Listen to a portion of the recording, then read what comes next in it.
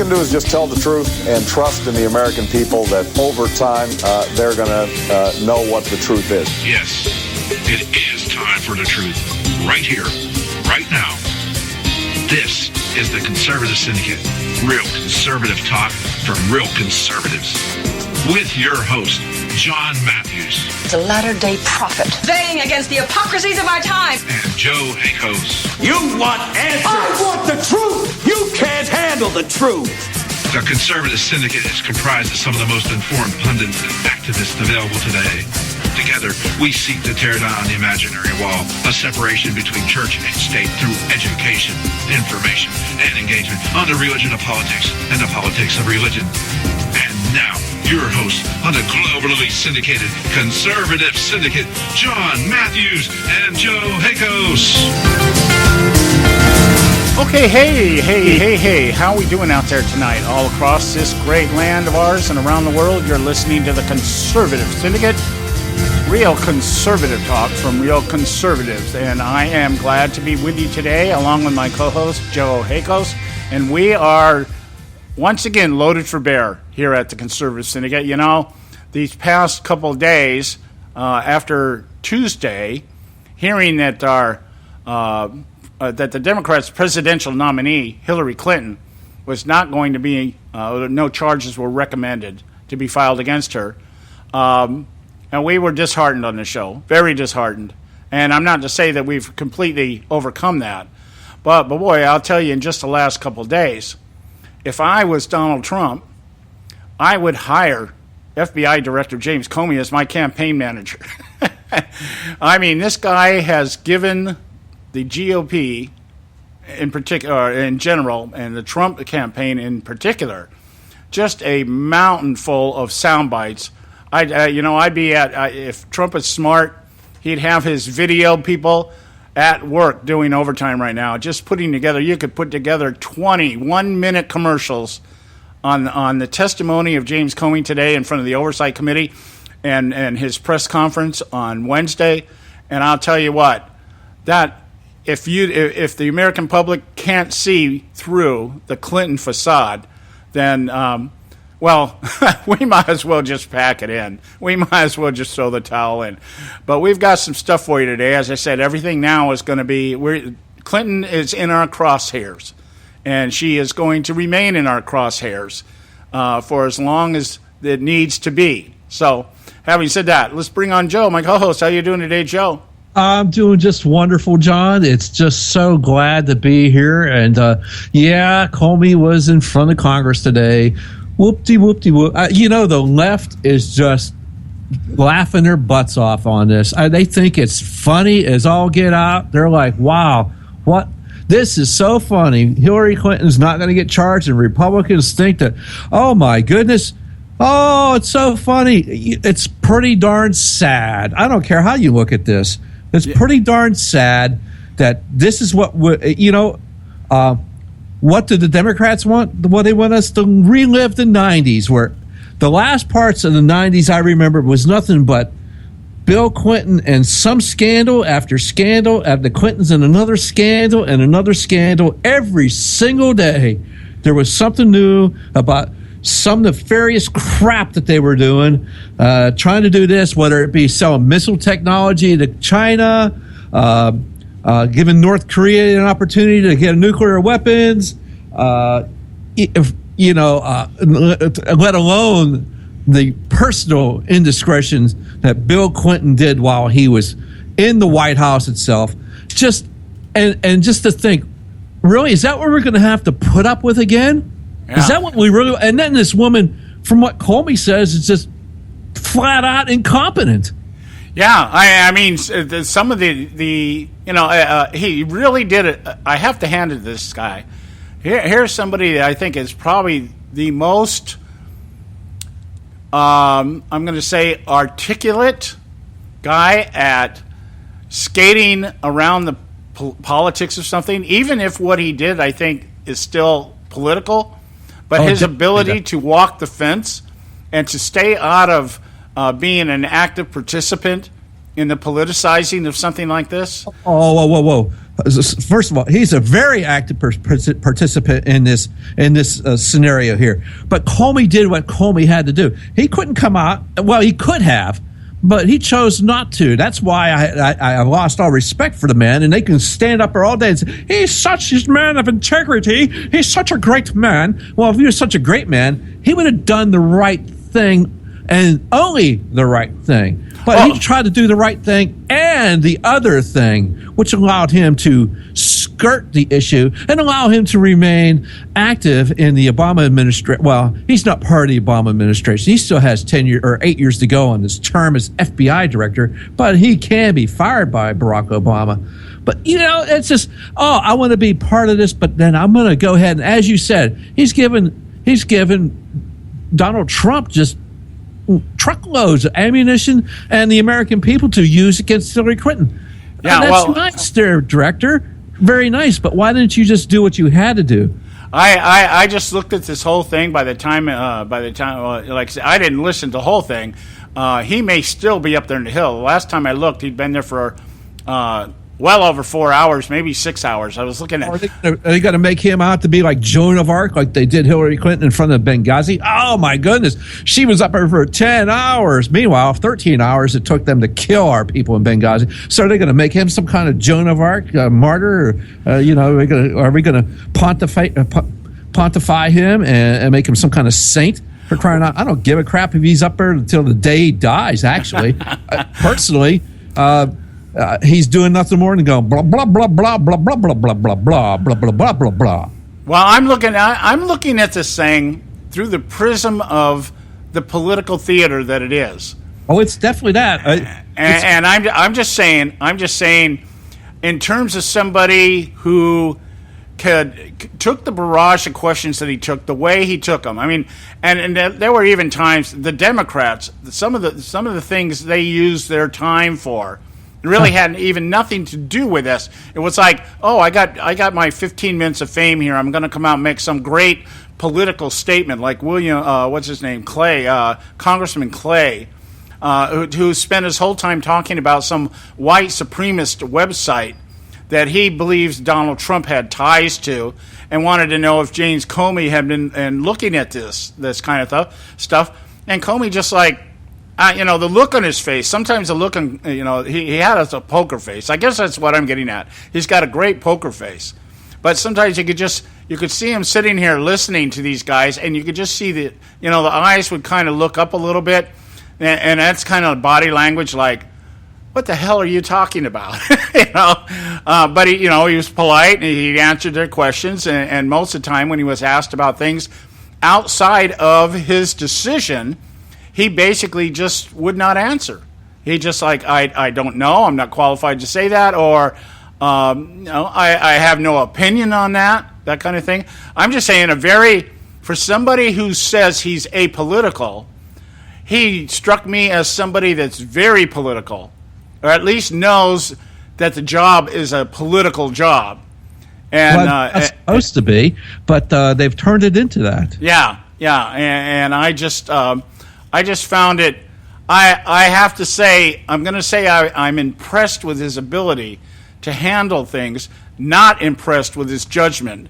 Not impressed at all with his judgment, because as you'll see as we get into it today, the determining factors by which he gauged whether or not Hillary Clinton was guilty of criminal wrongdoing is completely out to lunch in my book. And basically, the end result, if we were going to sum this up in just a few words as to what James Comey based his decision to not recommend indictment, it would come down to this. Ignorance is an excuse.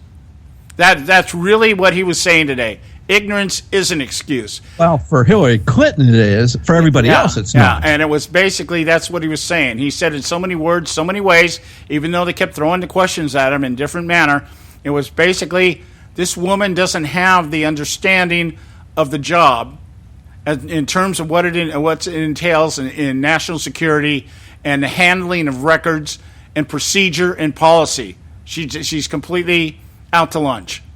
And it was, even the way he answered that, I found to be rather impressive, impressive. I'm going to use the word. The guy presented himself in a way that will definitely. He should have been a Republican senator these days because he knows how to save his own ass. I mean that's how I'm kind of looking at this thing, and we're going to go into that today, and talk about that, what took place at the hearing today, and other things are going to be happening here in the upcoming days. We're going to also talk about the IG report. I started poring over the IG report today.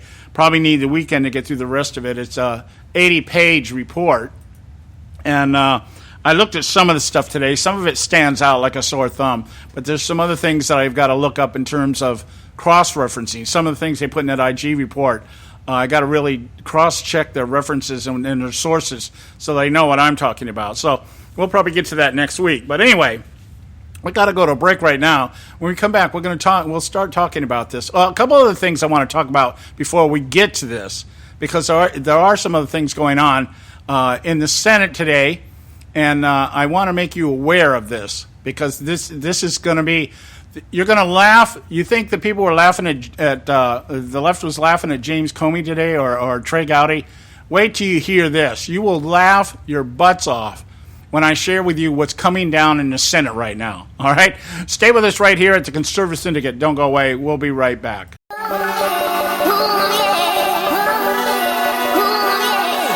You can catch all our archives at theconservativesyndicate.net. The Conservative Syndicate. Real conservative talk from real conservatives.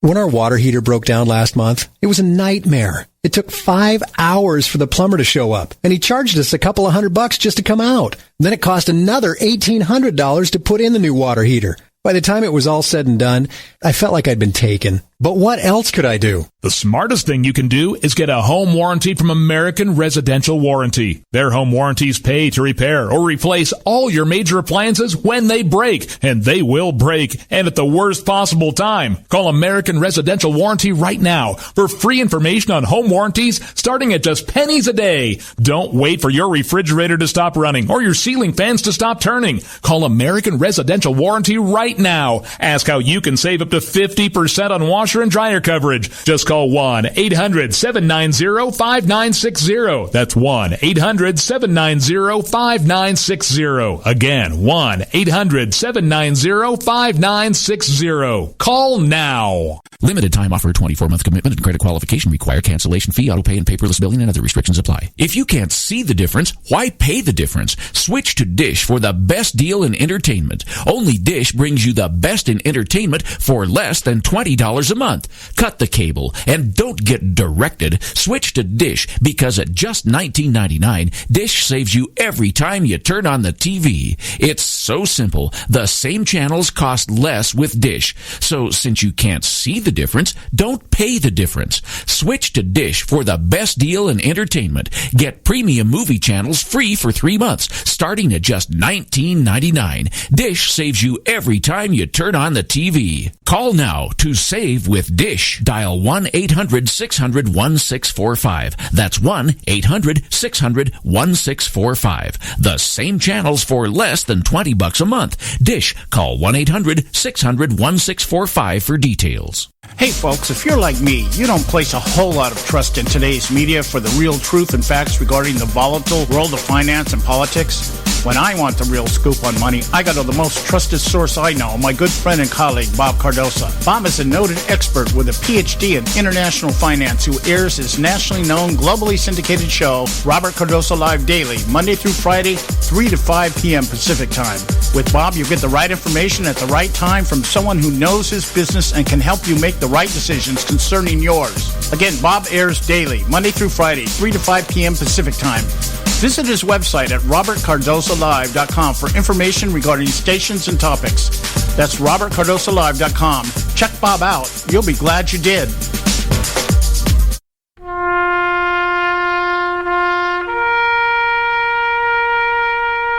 Read something recently worth thinking about. It's the soldier, not the campus organizer, who's given us freedom to demonstrate. It's the soldier, not the reporter, who's given us freedom of the press. It's the soldier, not the poet, who's given us freedom of speech. It's the soldier who serves under the flag, who defends the protesters' right to burn the flag. Isn't it time now to demonstrate that we support our troops?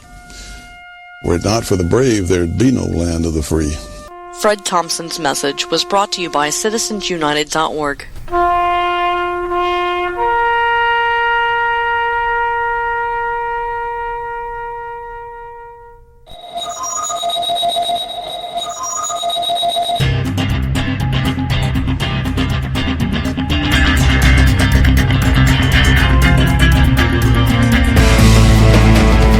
Okay, hey, we're back. And you are listening to none other than the Conservative Syndicate, Real Conservative Talk from Real Conservatives. And I am your host, along with Joe Hakos. And I got a couple things here I want to talk about briefly before we actually get into the bulk of what we want to do today. And some of this stuff, it's just as humorous, or just, I think, even more humorous in a lot of ways than anything that is taking place right now out there across the political spectrum. Let me scroll down here to my notes here. All right. We know that in the last couple of weeks, we have watched the Democrats in the House try to, I guess, how do I want to put this? Try to manipulate Congress into doing what they want outside of proper protocol, rules of order, and everything else. And one of the most audacious demonstrations was, of course, the sit-in. And they have therefore, and since then, they've tried to do a couple other things, disrupt. They're kind of like using the Black Lives Matter strategy. It's like, we'll just be the babies in the room, and we'll throw our temper tantrums and hold our breath till we turn blue, that kind of thing, until we get what we want. Because, that's how a republic operates, So anyway, so what's happening here is there's this little tit for tat going on in the Senate right now. And the first thing that happens here, this was yesterday, I believe. The Tea Party, or the Freedom Caucus, or whatever right extremist label you want to put on the faction within the Republican Party that actually wants to do what they were elected to do, has blocked a move to fund, or they cut off what they call a terror bill. Okay, now I'm just pulled this stuff up a little while ago, so just bear with me here if I stutter or stammer through this a little bit. It seems that the political gamble wrapped up in an anti-terrorism package. Okay, so what happens is they're all out there arguing what they want and this, that, and the other. So, well, the GOP decided that instead of giving them what they wanted in terms of outright gun control legislation, that what they did was the rank and file members of the House Freedom Caucus, and about 40 of them, of the least agreeable Republicans in the House, announced their opposition to Ryan's effort. What Ryan tried to do was he tried to present an anti-terrorism piece of legislation, and the reason why the Tea Party rejected it is because Paul Ryan tried to include some type of gun proposal legislation in it, and claimed it was backed by the NRA. And so I would imagine it has something to do with background checks or whatever, expansion of background checks. But anyway, the Freedom Caucus said no, and they stopped it from being passed. So the Democrats are all pissed off. Okay, so the Democrats, and it says here that they did it just to spite the Democrats. Okay, well, whether they did or not, that's irrelevant. The point being, the Tea Party faction, we'll just go with we'll play the devil's advocate and go with that label, stopped this bill from being passed. This is something that Paul Ryan put in, and it was basically a concession to the left, including some kind of gun control measures in a terrorist-backed piece of legislation. He was going to hide it. He was going to, sneak it between the lines, and it didn't work. All right? So now the Senate Democrats do, what they do is they come back and they vote down, or they block the bill that the Republicans, somebody in the Republican Party, Ted Cruz, I believe, is one of them, and Pat Toomey, I believe was the other one, put together a piece of legislation to defund sanctuary cities. And so the Democrats were able to block that. So there's this little tit for tat going. Now, the culmination of all this is that today, believe it or not, the Senate Democrats are threatening to block or filibuster any spending bills that has to do with the Defense Department. And so what they're basically saying is they are willing to shut down the government if they don't get their way. And their argument is, get this, guys, their argument is, we want a budget. All of a sudden, the Democrats have decided they want a budget.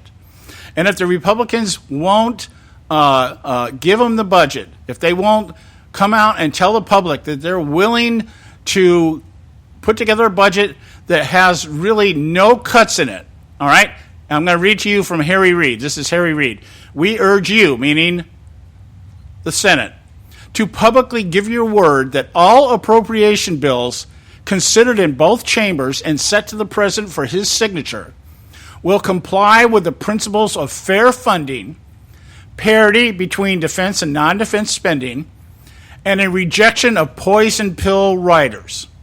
If you cannot give us such assurance, we will be forced to oppose proceeding to future appropriation bills until you agree to keep your promises and honor our agreement. All right? Now, it's time for a little history class here. Okay?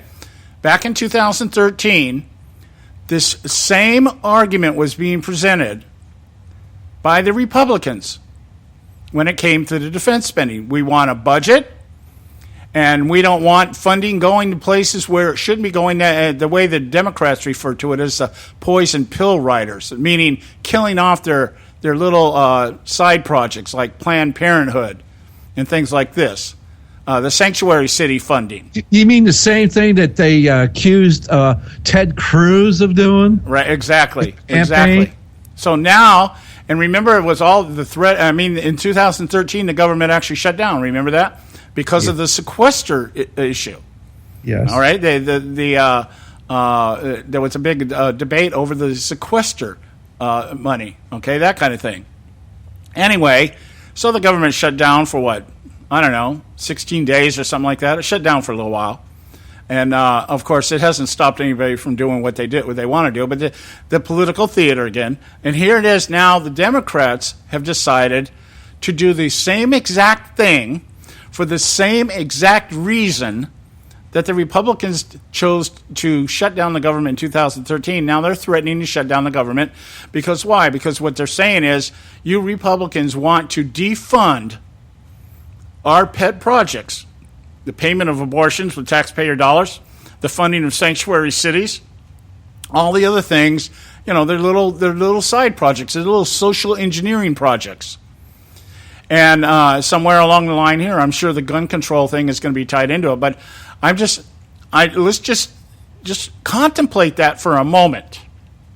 The very same thing that the Republicans were ostracized and roasted in the court of public opinion. And what happens now is the media is out there now helping the Democrats tout this as some kind of grand stand against government overreach. Okay? And they want a budget. They want a budget. And they're basically saying if you don't... I remember 5 years without having a budget in the Obama administration, and then the Obama tenure as president. Yeah. 5 straight years we didn't have a budget. Now, it goes on to say the Senate Democrats have also expressed concern that House spending bills have included a number of conservative policy provisions aimed at administration priorities on everything from Affordable Care Act to financial regulation. Remember the defunding of Obamacare that the Republicans have voted on like umpteen gazillion times now? That has never gone anywhere? That kind of stuff. So it goes on to say here that even after the Senate Appropriations Committee, it says the appropriations process has moved relatively smoothly in the Senate. I don't know how, but anyway, with overwhelming passage of several bills to fund the Departments of Energy, Transportation, and Veterans Affairs. But even after the Senate Appropriations Committee approved nearly every bill on an unanimous basis, the Senate has yet to pass many of those measures. McConnell has accused Democrats of slowing the process for political purposes. No way. The Kentucky Republicans sidelined the bill funding the Justice Department after it bogged down over debate on gun control. Oh, my. Okay, David Popp, a McConnell spokesman, says Senate Democrats can't seem to take yes for an answer. Okay, every appropriation bill has adhered to the bipartisan caps, and the defense appropriations bill received unanimous support from the committee, even as Democrats routinely attempt to bust the caps. So, basically, here it is. Reid is going to go out in a blaze of glory. He's going to try to make it look like everything is the Republicans' fault. If the government gets shut down because the Republicans aren't happy, then it's the Republicans' fault. If the government gets shut down because the Democrats aren't happy, it's the Republicans' fault. That's the theater here. See, this is one of the ongoing tactics. This is the pile-on strategy of the Democrats. We've got let's remind people just how obstructive the Republican Party is. And how inept they are because they won't stand up for their own ideas. Yeah. Remember Barack Obama last week saying it was the Republicans that have led to Trump because they have opposed everything that he's wanted. Okay. Okay, so I'm like, wow. Where did that Congress go? I want to meet the people in that Congress that blocked everything that Barack Obama has wanted to do. Meanwhile, in Washington, D.C. reality, Republicans funded everything Obama wanted in this last budget proposal. Okay, so this is what it is. Right now we got these little budget spending bill tit for tat. You won't give me what I want, I won't give you what you want. That's funny, John. You want to hear something else? You want to hear something else that's funny? I got a little joke here about Hillary Clinton, and this is from Ben Carson's Facebook. Okay, are you ready for this? Okay. All right. So, while walking down the street one day, a corrupt Hillary Clinton was tragically hit by a car and died. Oh my! Her soul arrives in heaven and is met by St. Peter at the entrance. "Welcome to heaven," says St. Peter. "Before you settle in, it seems there's a problem. We seldom see a high official around these parts, you see, so we're not sure what to do with you." "No problem. Just let me in," says Hillary Clinton. "Well, we'd like to do that, but I have orders from the higher-ups. What we have to do is have you spend one day in hell and one day in heaven, then you can choose where you'd like to spend eternity." "Really? I've made up my mind. I want to go to heaven," says Hillary Clinton. "I'm sorry, but we have our rules," says St. Peter. And with that, St. Peter escorts her to the elevator, and he goes down, down, down, down to hell. The doors open up, and she finds herself in the middle of a green golf course. In the distance is a clubhouse. Standing in front are all her friends and other politicians who had worked with her. Everyone is happy and in evening dress. They run to greet her, shake her hand, and reminisce about the good times they had while getting rich at the expense of other people. They played a friendly game of golf and then dined on lobster, caviar, and the finest champagne. Also present is the devil, who's really a friendly guy who's having a good time dancing and telling jokes. They all have such a good time that they're always having such a good time that before Hillary Clinton realizes it, it's time to go. Everybody gives her a hearty farewell, waves while the elevator rises. The elevator goes up, up, up. The door opens up in heaven where St. Peter's waiting for her. Now it's time to visit heaven. So 24 hours pass. With that, Hillary Clinton joined a group of contented souls moving from cloud to cloud, playing the harp and singing. They have a good time, and before she realizes it, it's the 24 hours have gone by and St. Peter returns. "Well, then you've spent a day in hell and another day in heaven. Choose your eternity." Hillary Clinton reflects for a minute, then she answers, "Well, I would have never said it before. I mean, heaven's been delightful, but I think I'd be better off in hell." So St. Peter escorts her down, and he goes down, down, down to hell. Now the doors open, the elevator open, and she's in the middle of a barren land covered with wasted garbage. She sees all her friends dressed up in rags and picking up trash and putting in black bags where more trash falls from above. The devil comes over, puts his arms around her and she around his shoulders, and she goes, "I don't understand." Hillary Clinton says, "Yesterday I was here, and it was a golf course and a clubhouse, and we ate lobster, caviar, and drank champagne and danced and had a great time. Now it's just a wasteland full of garbage and my friends look miserable. What happened?" The devil smiles and says, "Yesterday we were campaigning. Today you voted wisely in November 2016, folks." All right, I got to go to a break. That's funny. I'll be laughing all through this. I think I'll have to actually mute my mic. We'll be right back, guys. Stay with us right here at the Conservative Syndicate. State Talk Radio, WRS Cleveland. Hey, I'll make you a deal. Give me 60 seconds and I'll give you directions to the Fountain of Youth. Okay, I'm joking. Well, kind of joking. No fountains, but youth, I got. Nature's Youth and their premier anti-aging product, Nature's Youth RSF. With your sensible diet and exercise plan, Nature's Youth RSF can help you look and feel better. RSF is an all-natural amino acid supplement that supports your body to naturally increase HGH levels without any synthetic hormones. And elevated HGH levels can contribute to increased energy, improved libido, reduced body fat, and improved exercise capacity. Let's be honest. Who doesn't want to look and feel younger? Visit the newly designed website at naturesyouth.com or call 800-333-6923. That's 800-333-6923 and like them on Facebook and you'll be included in contest and exclusive offers. What a deal. Oh, speaking of deals, my time's about up. 800-333-6923 or naturesyouth.com. Who needs a fountain anyway? Call today. Extend your life with Extendovite. When I had a heart attack at 42, I was not sure what the future held. But a year later, the doctors could find nothing wrong with me and took me off all my medication. What did I do? I took a herbal mixture of garlic, cayenne, and a few other herbs mixed in liquid form. I now call this Extendovite. I would have never believed that a few simple herbs could actually change my life like they did. Now it's your turn to see what the powers of garlic and cayenne can do for you. For only $69.95 plus shipping and handling for a 2-month supply of either capsules or liquid, you too can begin on your path to better health. For more information, call 1-877-928-8822. That's 1-877-928-8822. Or visit our website at heartdrop.com. Extend your life with Extendovite. I've owned my company for 14 years now, and I can tell you that payroll is a 4-letter word.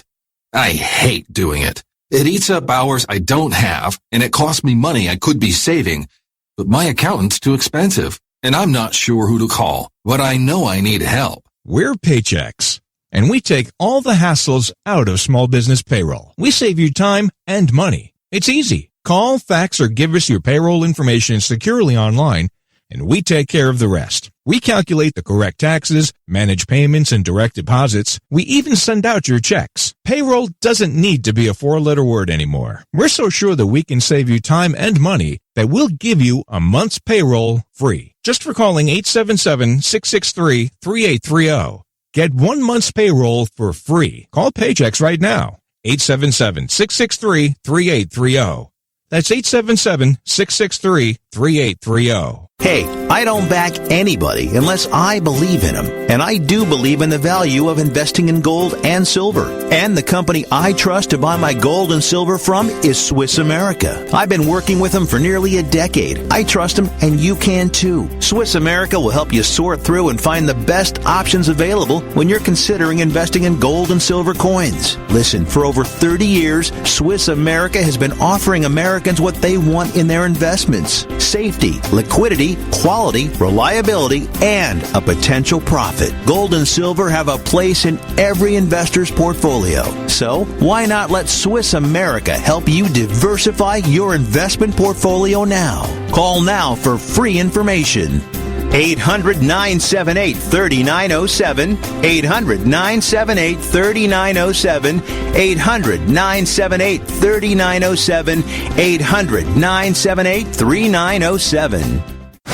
Hey, Bugsy, you hear the news about Vinny? Yeah, it's a real shame he owed money to the IRS and they finally cut up with him. Just like Al Capone. If the IRS can get the Capone, imagine what they can do to little old Vinny, huh? Poor cat, he was on top of the world, then bada boom, bada bing. What Vinny needs now is an offer he can't refuse. Hey, you got a tax problem? Does the IRS claim you owe them a bunch of dough? They can get you too. So call the tax relief line now and learn if you qualify to negotiate your $10,000 plus IRS tax debt for up to a 75% savings. Don't be like Al or Vinny and get busted. Make this free call now. Learn how you may be able to pay the IRS less. Call now. 866-657-8474. 866-657-8474. 866-657-8474. 866-657-8474.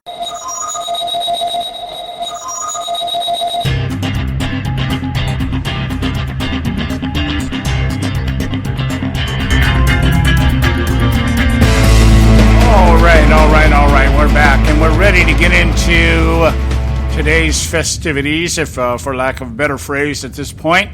Let's start out here. The committee hearing, the Oversight Committee, had James Comey, FBI Director James Comey, up on the carpet today. Well, John, if I could. Yeah. How about we just give people a chance to listen to Hillary at the beginning of all this, so they have a reference point, and then when they hear the stuff from the committee, they can go in their own mind, just recently refreshed, and hear what and put to what Hillary said and what actually happened. Yeah, we'll do that here. I just want to kind of set the ground here. We're going to talk about, or we're going to play you some clips from the hearing today and comment on them, offer our commentary, our biased commentary. By the way, I'm not going to hide this. We are biased, and we believe this woman should be hung, and should be hung from the highest tree in all the land. You know, and I don't. Well, I'm not going to go beyond that.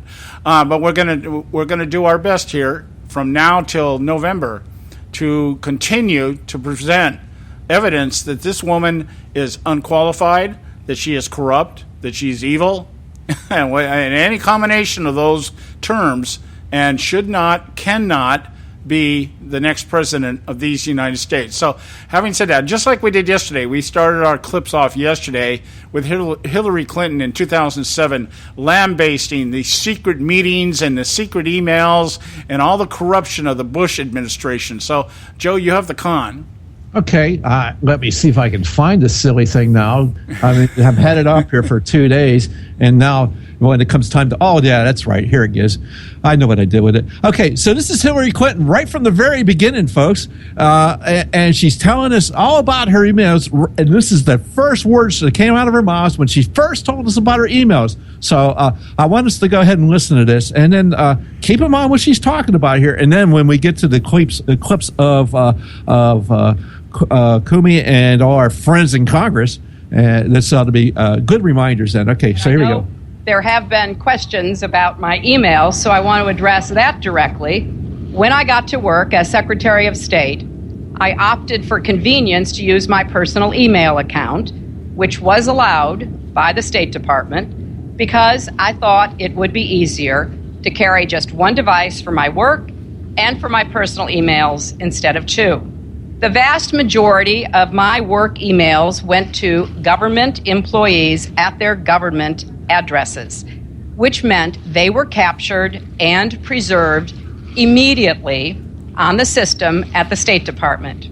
No one wants their personal emails made public, and I think most people understand that and respect that privacy. I took the unprecedented step of asking that the State Department make all my work-related emails public for everyone to see. In going through the emails, there were over 60,000 in total sent and received. About half were work-related and went to the State Department, and about half were personal.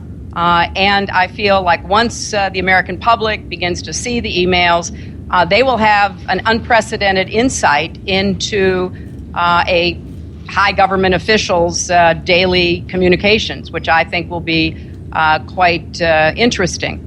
I have absolute confidence that everything that could be in any way connected to work is now in the possession of the State Department. And I have to add, even if I'd had 2 devices, which is obviously permitted, many people do that, you would still have to put the responsibility where it belongs, which is on the official. My direction to conduct the thorough investigation was to err on the side of providing anything that could be possibly viewed as work-related.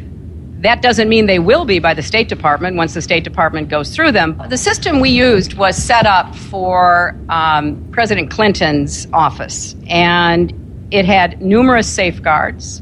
It was on property guarded by the Secret Service, and there were no security breaches. I feel that I've taken unprecedented steps to provide these work-related emails. They're going to be in the public domain. And I think that Americans will find that, interesting, and I look forward to having a discussion about that.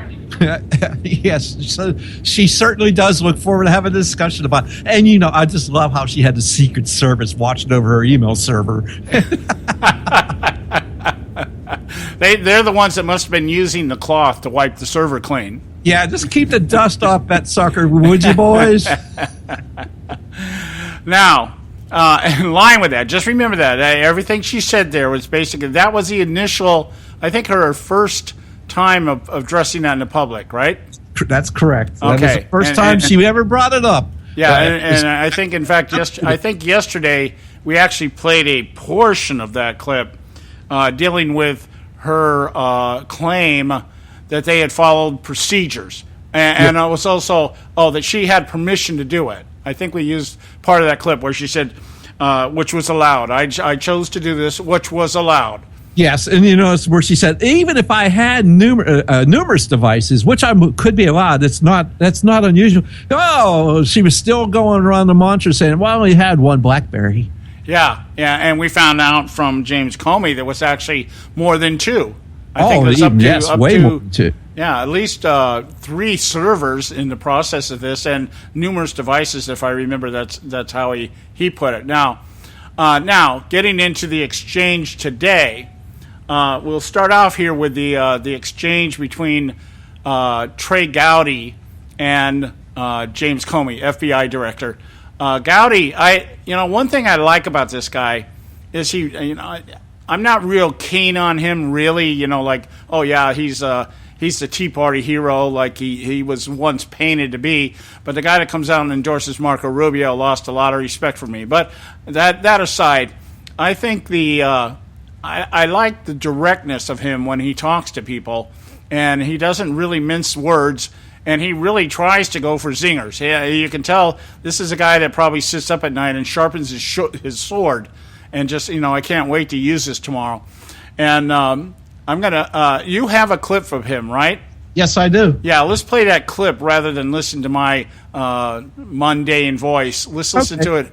Let's listen to it in person. So this is Trey Gowdy just kind of doing his thing with FBI Director James Comey today. I'm going to ask you to put on your old hat. False exculpatory statements, they are used for what? Well, either for a substantive prosecution or for evidence of intent in a criminal prosecution. Exactly. Intent and consciousness of guilt, right? Is that right? Right. Consciousness of guilt and intent. In your old job, you would prove intent, as you just referenced, by showing the jury evidence of a complex scheme that was designed for the very purpose of concealing the public record. And you would be arguing, in addition to concealment, the destruction that you and I just talked about, or certainly the failure to preserve. You would argue all of that under the heading of intent. You would also be arguing the pervasiveness of the scheme, when it started, when it ended, and the number of emails, whether they were originally classified or up-classified. You would argue all of that under the heading of intent. You would also probably, under common scheme or plan, argue the burn backs of daily calendar entries or the missing daily calendar entries as a common scheme or plan to conceal. 2 days ago, Director, you said a reasonable person in her position should have known a private email was no place to send and receive classified information. You're right. An average person does know not to do that. This is no average person. This is a former First Lady, a former United States Senator, and a former Secretary of State that the President now contends is the most competent, qualified person to be president since Jefferson. He didn't say that in 2008, but he says it now. She affirmatively rejected efforts to give her a state.gov account. She kept these private emails for almost 2 years and only turned them over to Congress because we found out she had a private email account. So you have a rogue email system set up before she took the oath of office, thousands of what we now know to be classified emails, some of which were classified at the time. One of her more frequent email comrades was in fact hacked, and you don't know whether or not she was. And this scheme took place over a long period of time and resulted in the destruction of public records. And yet you say there is insufficient evidence of intent. You say she was extremely careless, but not intentionally so. You and I both know intent is really difficult to prove. Very rarely do defendants announce, on this date, I intend to break this criminal code section. Just to put everyone on notice, I am going to break the law on this date. It never happens that way. You have to do it with circumstantial evidence. Or if you're Congress and you realize how difficult it is to prove specific intent, you will formulate a statute that allows for gross negligence. And that was Mr. Gowdy. Tell Mr. Comey exactly what Mr. Comey said. Now he goes, I'm going to read you the last, there was a closing line here I think that's worth mentioning here. I'm going to read it. As he says right after this. He says it never happens that way. You have to do it with the circumstantial evidence, or if you're Congress and you realize how difficult it is to prove specific intent, you will formulate a statute that allows for gross negligence. My time is out, but this is really important. You mentioned there's no precedent for criminal prosecution. My fear is there still isn't. There's nothing to keep a future Secretary of State or President from this exact same email scheme or their staff. And my real fear is this, what the chairman touched upon, this double-track justice system that is rightly or wrongly perceived in this country. That if you are a private in the Army and email yourself classified information, you will be kicked out. But if you are Hillary Clinton and you seek a promotion to Commander-in-Chief, you will not be. So what I hope you can do today is help the average person, the reasonable person you made reference to, the reasonable person understand why she appears to be treated differently than the rest of us would be.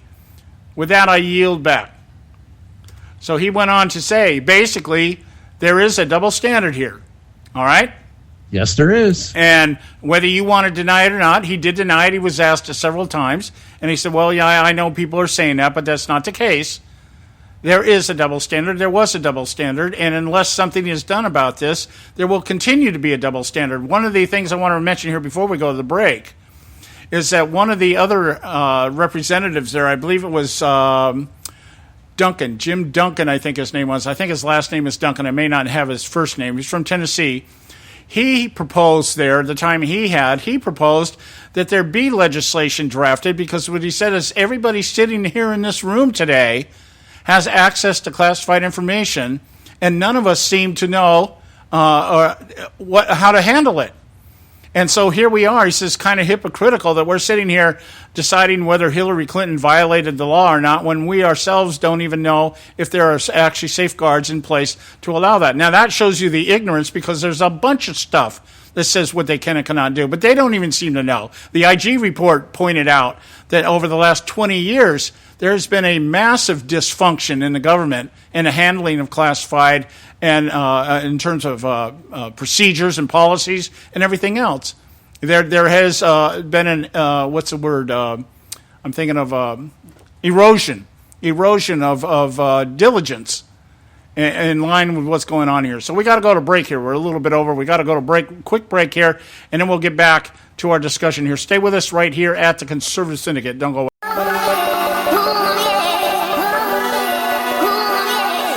You can catch all our archives at theconservativesyndicate.net. The Conservative Syndicate. Real conservative talk from real conservatives.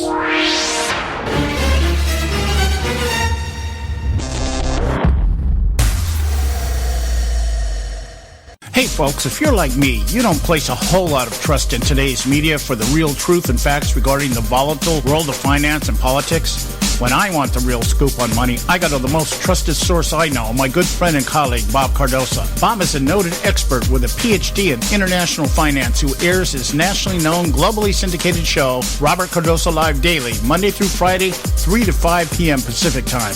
With Bob, you get the right information at the right time from someone who knows his business and can help you make the right decisions concerning yours. Again, Bob airs daily, Monday through Friday, 3 to 5 p.m. Pacific Time. Visit his website at robertcardosolive.com for information regarding stations and topics. That's robertcardosolive.com. Check Bob out. You'll be glad you did.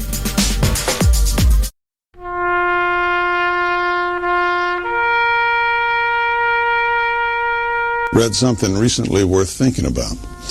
It's the soldier, not the campus organizer, who's given us freedom to demonstrate. It's the soldier, not the reporter, who's given us freedom of the press. It's the soldier, not the poet, who's given us freedom of speech. It's the soldier who serves under the flag, who defends the protesters' right to burn the flag. Isn't it time now to demonstrate that we support our troops? Were it not for the brave, there'd be no land of the free. Fred Thompson's message was brought to you by citizensunited.org.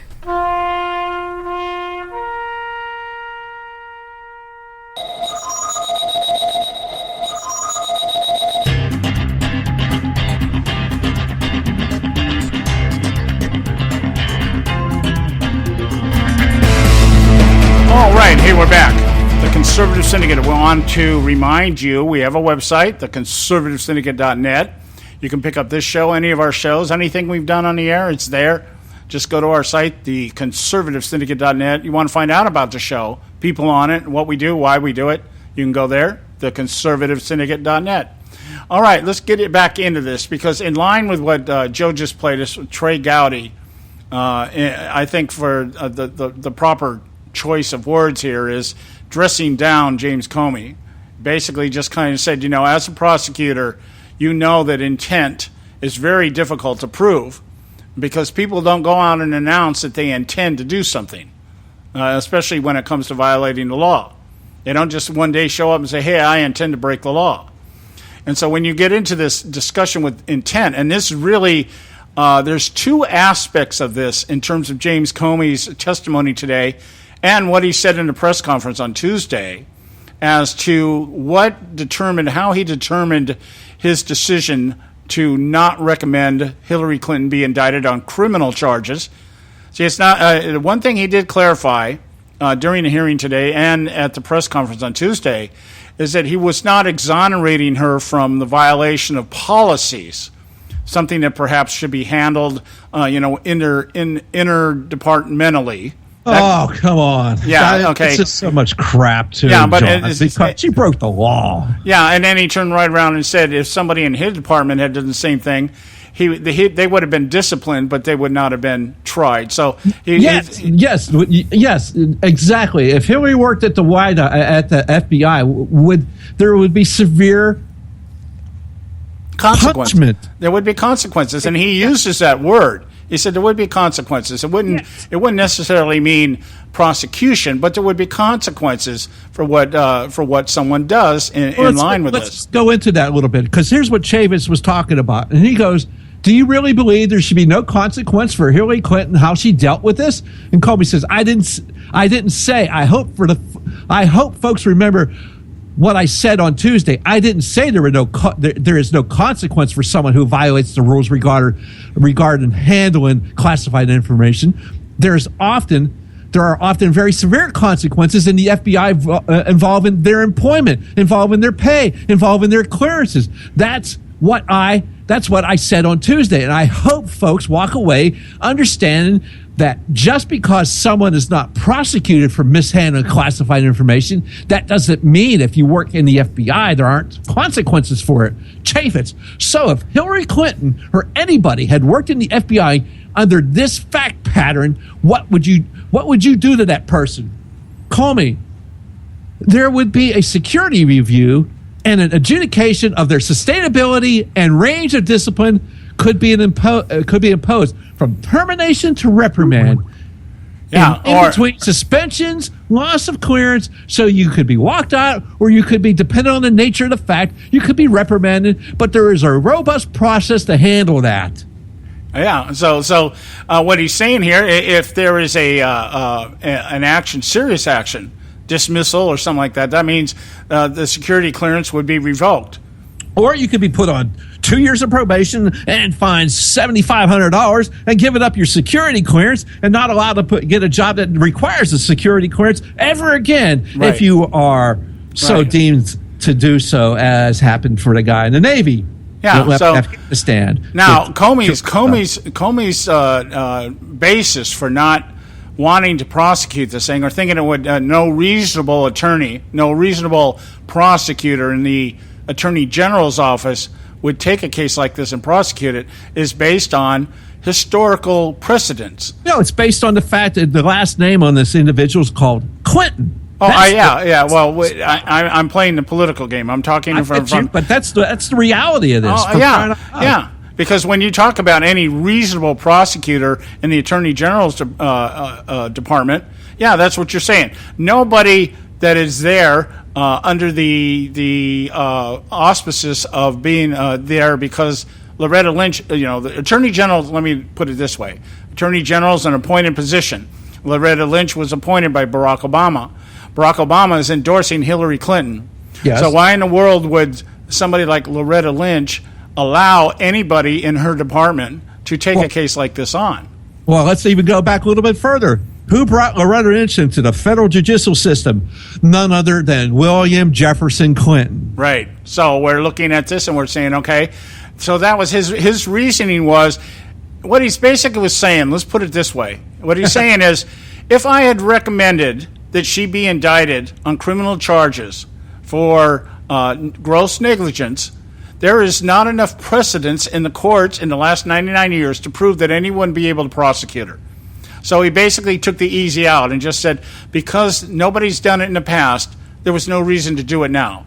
Yeah, because no Secretary of State was ever stupid enough to do this before. Well, we just can't do it now either. Or corrupt enough to do it. Yeah, or at least that's an even better word. Corrupt enough to get caught doing it. Let's put it that way. And Gowdy makes a very good point there. Had we not found this, and it was found and discovered during the Benghazi investigation that she had a private email server, we wouldn't even be talking about this today. Why? Because it was hacked. Right. So anyways, guys, we got to go to our break here. We're at the top of the hour. Ron Edwards' notebook, and pay some bills, and then we'll be back. Stay with us right here at the Conservative Syndicate. Some people say that it's all over for America, while others, like me, believe the best is yet to come. What say you? Hello, I'm Ron Edwards. On today's page from the Edwards Notebook, we all can recite the myriad of setbacks that currently beset our remarkable republic. The Obama administration has seriously damaged every major pillar of society. Stagnation dominates the economy, and bad morale permeates the military. Government school education is now worse than ever before, and that's just for starters. The giants of destruction of America seem to be everywhere, including the thousands of terrorists roaming our streets, looking to kill, steal, and destroy. But you know what? The bigger the giants are, the harder they fall. The Bible says the power of life and death are in the tongue. In ancient Israel, 10 men were sent out to spy out the land to report on the odds of the children of Israel taking the promised land for themselves. 8 said it's impossible, but 2 said we can take the giants and the land. America, the choice is ours, to either fold up in defeat or stand and believe that it's not over for our republic. Yes, we as a nation have stumbled, But I believe we the people, through providential guidance, will soon reignite the torch of liberty and fulfill our God-ordained manifest destiny of greatness. I'm Ron Edwards.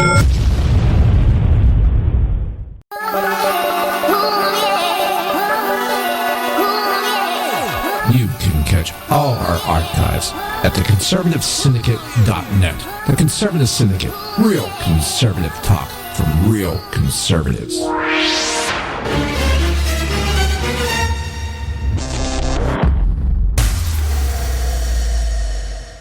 Hey folks, if you're like me, you don't place a whole lot of trust in today's media for the real truth and facts regarding the volatile world of finance and politics. When I want the real scoop on money, I go to the most trusted source I know, my good friend and colleague, Bob Cardoso. Bob is a noted expert with a PhD in international finance who airs his nationally known, globally syndicated show, Robert Cardoso Live Daily, Monday through Friday, 3 to 5 p.m. Pacific Time. With Bob, you get the right information at the right time from someone who knows his business and can help you make the right decisions concerning yours. Again, Bob airs daily, Monday through Friday, 3 to 5 p.m. Pacific Time. Visit his website at robertcardosolive.com for information regarding stations and topics. That's robertcardosolive.com. Check Bob out. You'll be glad you did.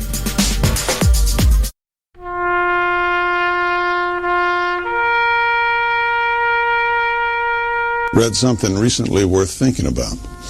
It's the soldier, not the campus organizer, who's given us freedom to demonstrate. It's the soldier, not the reporter, who's given us freedom of the press. It's the soldier, not the poet, who's given us freedom of speech. It's the soldier who serves under the flag, who defends the protesters' right to burn the flag. Isn't it time now to demonstrate that we support our troops? Were it not for the brave, there'd be no land of the free. Fred Thompson's message was brought to you by citizensunited.org. Limited time offer, 24-month commitment and credit qualification require cancellation fee, auto pay, and paperless billing, and other restrictions apply. If you can't see the difference, why pay the difference? Switch to Dish for the best deal in entertainment. Only Dish brings you the best in entertainment for less than $20 a month. Cut the cable and don't get directed. Switch to Dish because at just $19.99, Dish saves you every time you turn on the TV. It's so simple. The same channels cost less with Dish. So since you can't see the difference, don't pay the difference. Switch to Dish for the best deal in entertainment. Get premium movie channels free for 3 months, starting at just $19.99. Dish saves you every time you turn on the TV. Call now to save with Dish. Dial 1-800-600-1645. That's 1-800-600-1645. The same channels for less than $20 a month. Dish. Call 1-800-600-1645 for details.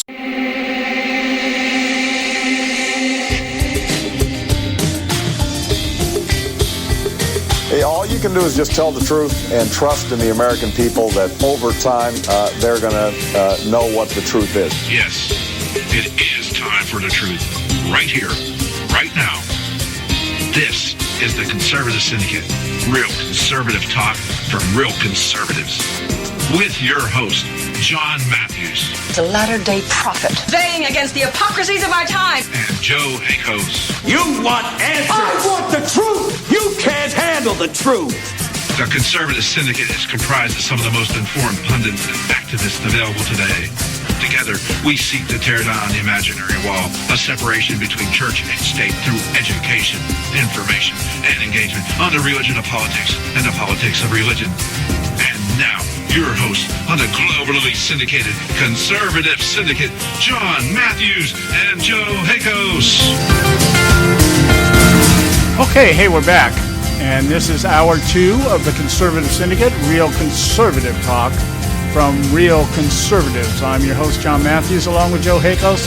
And we are discussing, we're going to finish, we're going to continue to discuss the hearing up on the Hill today between the Oversight Committee and James Comey.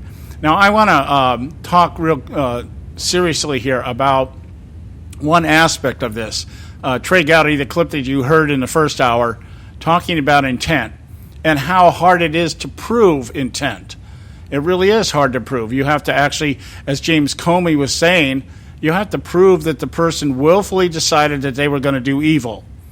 Now, the context here between what Trey Gowdy was alluding to and what James Comey was using as his reasoning has to do with what Hillary Clinton intended to do by having the several private servers and several devices, of choosing not to follow rules and regulations. When we get to the IG report next week, you will see in there that the IG records that there was actually a system that was set up by the government for employees, government employees, to use in terms of how their emails were actually preserved. And I think it was called the STAR system or something like that. I'll have to look it up. But there was a system that was designed for the purpose of what it was supposed to do was every time a government employee generated an email on a government server, then that would feed into a common central system in which all emails would be preserved. And this, I believe, was in 2010 they decided to do this. And what happened was the State Department, or Secretary Clinton, he names her by name, Secretary Clinton, chose not to do that. She opted out of that system. And that in and of itself was a violation of policy because everybody was supposed to have some type of system that allowed anything that was being generated to be preserved in a central location. Now, we'll talk more about that in detail, but here's the point. Intent, as James Comey was interpreting it, was she didn't willfully do anything. What she did may have been dangerous, but she didn't willfully do it. And that means she didn't have the intent of taking the information and intentionally compromising it.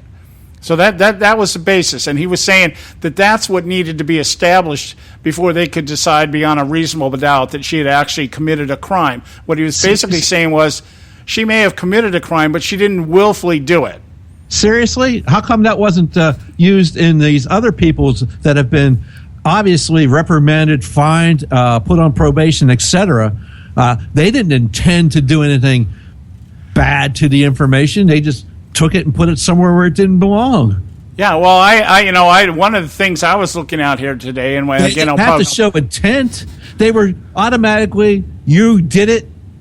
Yeah, well, I'm like out here surfing around here earlier during the day, or during the course of the day today. Some of the things that are floating out there in cyberspace. Quote from a guy named John Bigley, who's a lawyer whose firm handles dozens of cases a year involving national security clearances, people that are being tried, prosecuted for violation of security issues. He says, I really question how any agency can say someone is a security risk if the President of the United States did something similar. He goes on to say, I'm going to use this as my defense from now on. This is going to be my defense. There was no willful intent, and so therefore you can't come after me, or you can't come after my clients. Yeah, here, just breaking news. It's just been revealed that prisoners across the nation have requested their last names be changed to Clinton. Yeah, and one thing I know from my time in government, and military and civil service, and I know Joe knows the same thing. Now, even though the government overall, when you really look at the government in terms of efficiency, is probably one of the most inept, inefficient organizations around, but that is never an excuse for doing something that violates a law or policy if the people in charge decide to do something about it. If the people in charge, if you're in a position where you decide to do something, or whether intentionally or not, and you do something, your superiors decide whether they want to reprimand, discipline, whatever, based on policies that are in place. Now, that may be, they may choose to do that, and they may not choose to do it. But the point being is, the one argument I always got from anybody that was in a position of authority in the government is that ignorance is no excuse. Now, okay, that you can say, well, I didn't know. It doesn't matter. If they choose to come after you, that excuse is null and void. And I can't tell you how many times, as a supervisor, somebody who was a supervisor, and under supervision, that phrase was floated out there every time we had a problem with somebody. Ignorance is no excuse. You should have known better. You should have known better, and if you didn't know, you should have asked. Okay, and so what's happening here is James Comey has actually given the ignorance is an excuse defense for anybody from this point forward to use, because as he also pointed out, well, Hillary Clinton's really no different than anybody else. Okay, he points that out later on. He was really drilled about it, and he's just like, it was like, well, what about Joe Citizen and Hillary Clinton? He said, oh, no, it doesn't matter. I went and prosecuted this case if it was Joe Citizen or Hillary Clinton. Okay, oh, so. Really? Oh, really? Yeah. Oh, gee, I'd like to see that push the test button on that one. I guarantee if someone else tries to do the same thing, they're gone. They're underneath the jail. Yeah, it's not, as Gowdy referred to, was the guy that emailed himself classified information. And where's he at now? He's in prison, isn't he? Exactly. I mean, look at, gee, this is ridiculous. Well, gee, my goodness, this just makes me insane. Yeah, it does. It does. We got to go to our break here. We're in our short segment here. We're going to go to break. When we come back, I'm going to get back on this intent thing, because intent is the argument presented by James Comey. Intent to willfully do something wrong, and understanding what she was doing in terms of whether she even understood it. And this should become the Republican mantra. I mean, we got to come up with some catchy saying, okay, that exemplifies the fact that Hillary Clinton, after 50 plus years in quote unquote public service, doesn't understand the sophistication of safeguarding classified information. Oh, yes. Make her in charge of the nuclear weapons and all the launch codes. We're going to give her the code to the red button, for sure. And, if she can't enter the code on her BlackBerry, would she be able to do it any other way? You know, that kind of thing. We'll be right back, guys. Stay with us right here at the Conservative Syndicate.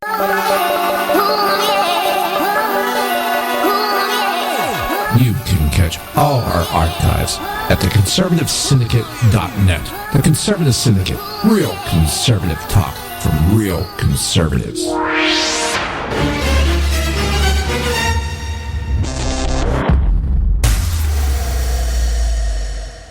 Prices are for base buildings only. May not be available in some areas.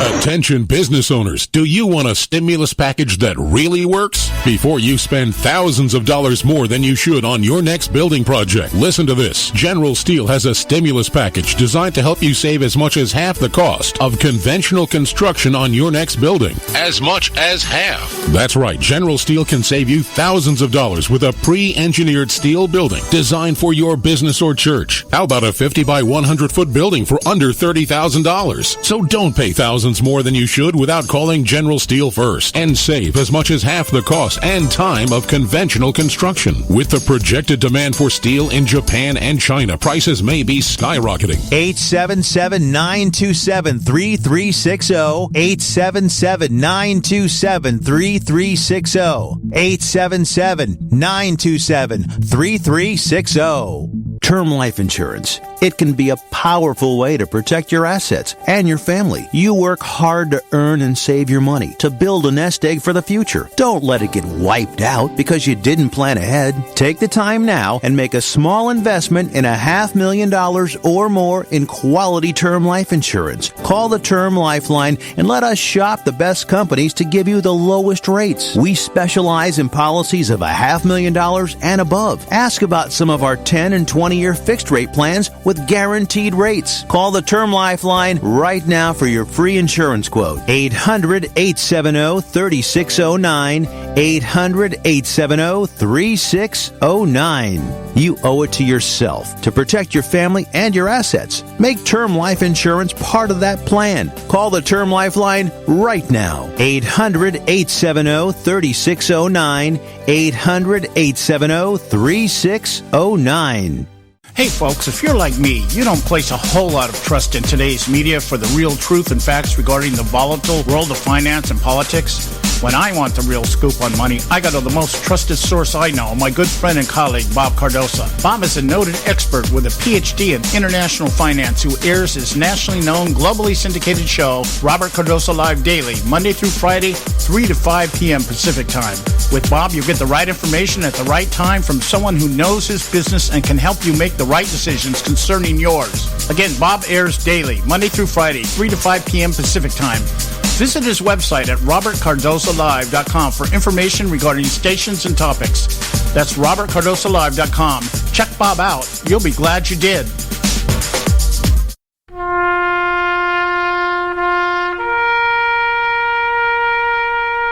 Read something recently worth thinking about. It's the soldier, not the campus organizer, who's given us freedom to demonstrate. It's the soldier, not the reporter, who's given us freedom of the press. It's the soldier, not the poet, who's given us freedom of speech. It's the soldier who serves under the flag, who defends the protesters' right to burn the flag. Isn't it time now to demonstrate that we support our troops? Were it not for the brave, there'd be no land of the free. Fred Thompson's message was brought to you by citizensunited.org.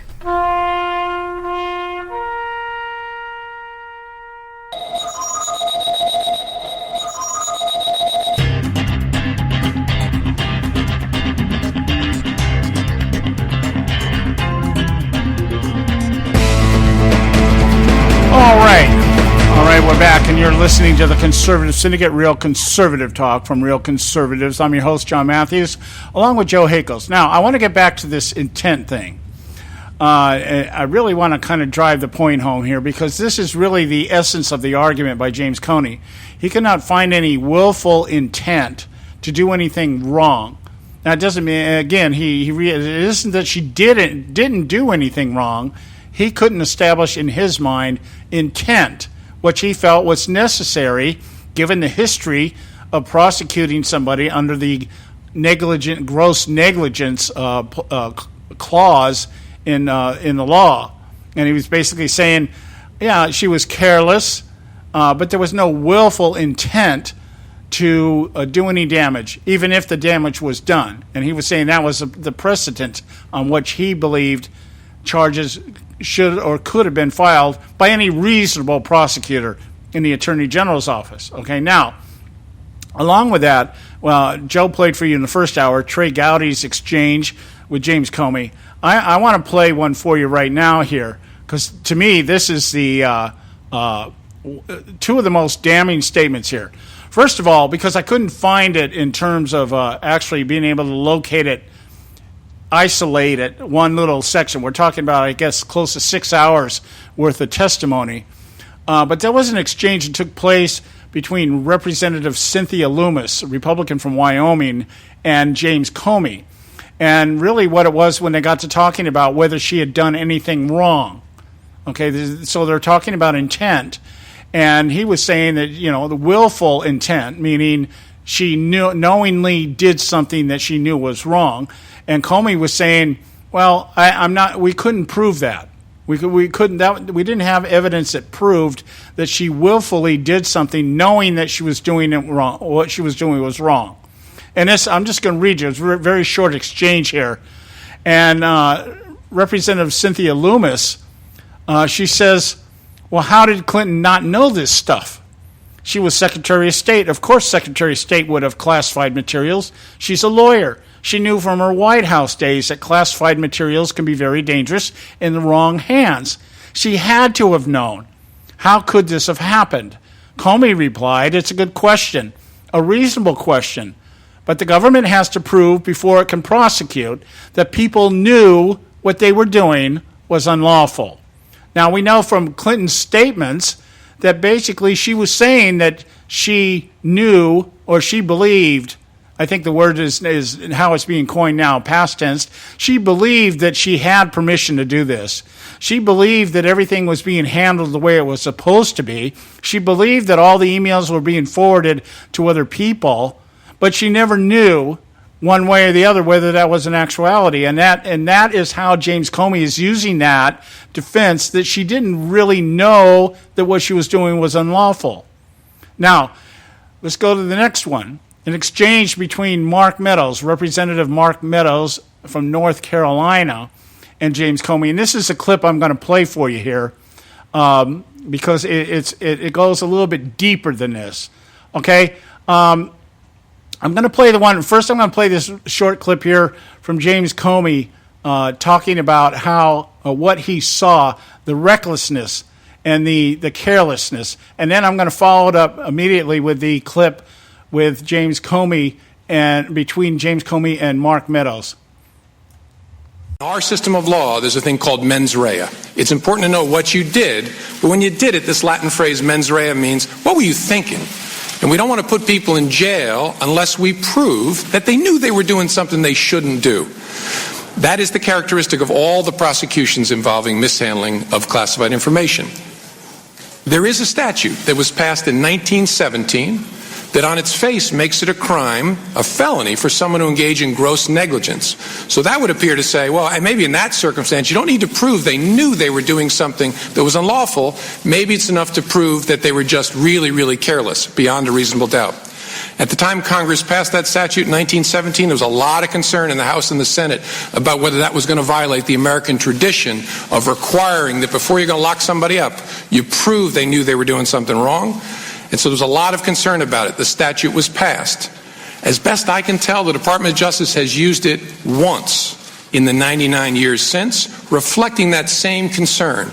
I know from 30 years with the Department of Justice, they have grave concerns about whether it's appropriate to prosecute somebody for gross negligence, which is why they've done it once that I know of in a case involving espionage. And so when I look at the facts we gathered here, as I said, I see evidence of great carelessness, but I do not see evidence that is sufficient to establish that Secretary Clinton or those with whom she was corresponding both talked about classified information on email and knew when they did it, they were doing something that was against the law. Right? So given that assessment of the facts, my understanding of the law, my conclusion was and remains, no reasonable prosecutor would bring this case. No reasonable prosecutor would bring the second case in 100 years focused on gross negligence. All right, you get the gist of that. What he's saying is that prosecutorial evidence or the history of prosecution indicates that in 99 years there's only been one case of gross negligence, and it's very hard to prove that somebody willfully knew that they were breaking the law. And that was his basis. Now, here's the exchange between Mark Meadows and James Comey in terms, and they're what he's asking her here is basically a follow-up, like, well, how could she not know?